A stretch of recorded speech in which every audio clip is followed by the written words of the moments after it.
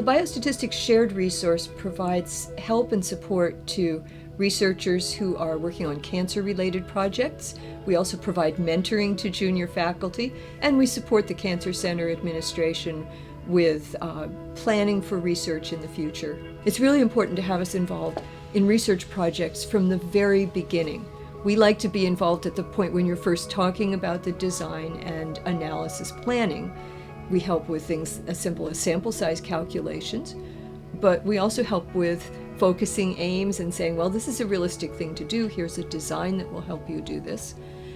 For people who are writing grants, we help with grant writing. We help with budget planning and assessing what the needs are, whether it's a small project or a very large project. And we have a wide variety of expertise in these areas. So we work with people all the way from the very basic sciences, mouse studies,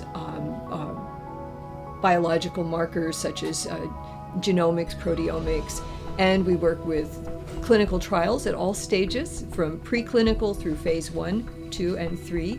We also work on community-based research, so projects that actually go in and try to change how cancer is prevented or treated in the wider community and to make that more successful.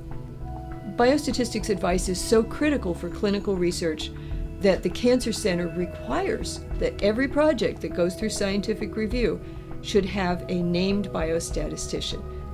So if you don't already have someone you're working with, we'll help match you up with a good person who has the right expertise and help you plan your study, write it up, and get it approved.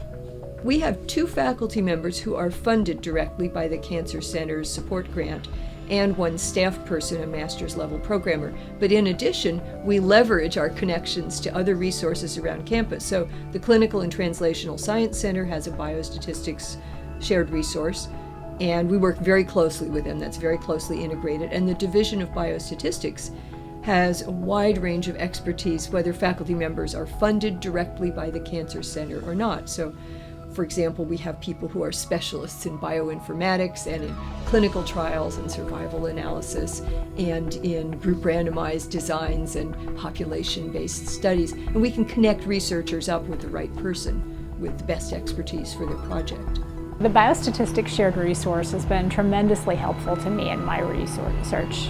For example, they've assisted with power analyses for several prospective clinical trials, including one trial looking at stereotactic radiotherapy as a boost following whole pelvic radiation for men with high-risk prostate cancer, and more recently with a power analysis for functional lung avoidance for stage 3 non-small cell lung cancer.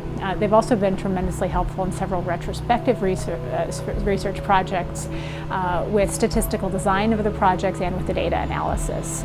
For example, I have an interest in surveillance imaging following completion of radiotherapy for lung cancer, and recently proposed a project looking at the value of early post-treatment surveillance for patients treated with SBRT. Laurel Beckett from the Biostatistics group assisted me with the statistical analysis for this project, and it recently resulted in a publication in Practical Radiation Oncology. The group also recently assisted with an analysis of a large database of patients treated here at UC Davis over the past 15 years with chemoradiation for early stage non-small cell lung cancer, in which we were evaluating the impact of 3 different radiation techniques on early and late toxicity and survival. When people are starting a new research career, whether that be starting a training program or their first pilot award or applying for a K award, they often need a lot of help and advice with the design and then subsequently analysis of studies. And we especially like working with these people because we think we can get their research off to a great start.